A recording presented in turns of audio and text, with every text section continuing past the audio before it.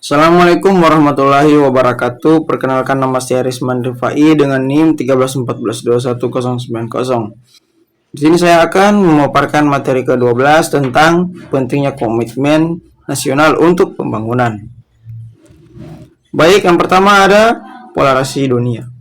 Dalam upaya memilih dan menentukan strategi pembangunan yang tepat, suatu negara bangsa berangkat dari pandangan bahwa negara bangsa yang bersangkutanlah yang menjadi tuan rumah itu sendiri. Secara nasional harus bersifat internal. Pandangan itu antara lain berarti bahwa kemampuan sendirilah yang diandalkan, meskipun keterbatasan yang dihadapi. Kerjasama dengan negara-negara lain secara bilateral, multilateral, regional, dan global tetap diperlukan agar usaha menumpuk dan mewujudkan kerjasama tersebut berhasil. Perlu dipahami bentuk-bentuk polarisasi yang ada di dunia dewasa ini.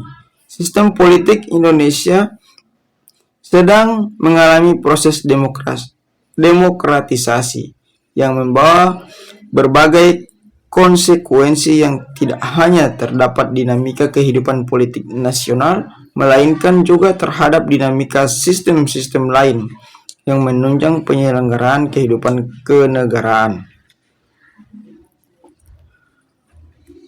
Berikutnya ada polarisasi politik.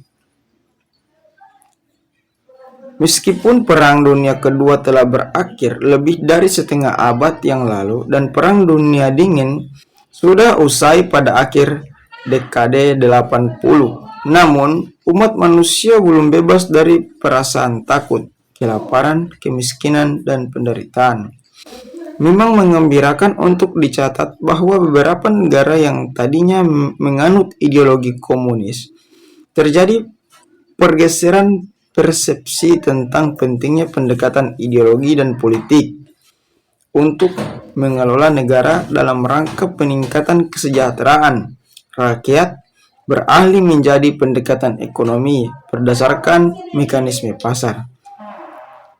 Salah satu bukti nyata dari pergeseran persepsi tersebut ialah jatuhnya pemerintahan berhaluan komunis dan bahkan bubarnya beberapa negara berhaluan tersebut, dan timbulnya pemerintahan yang mencerminkan filsafat politik yang mengatakan bahwa kedaulatan suatu negara berada di tangan rakyat.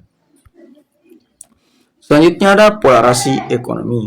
Sesungguhnya, membuat kategorisasi tingkat-tingkat perekonomian berbagai negara sebagai dasar polarisasi bukanlah tugas yang mudah. Ini antara lain karena aneka ragam tolak ukurnya, perubahan atau perkembangan yang terjadi dengan cepat dan turut berperannya faktor-faktor non-ekonomi.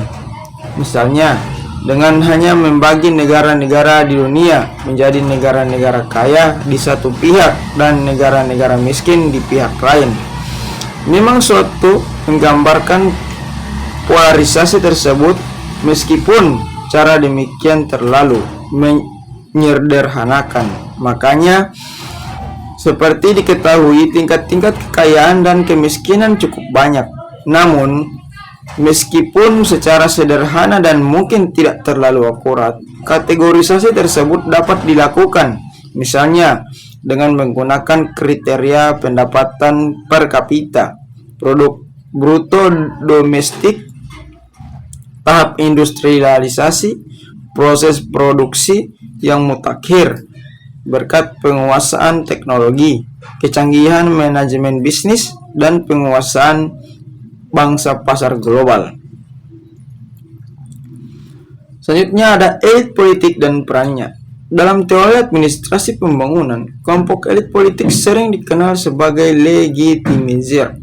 Mereka pada umumnya terdiri dari tokoh-tokoh partai politik dan sebagian diantaranya duduk di lembaga perwakilan sebagai wakil rakyat, selaku pemegang kedaulatan rakyat.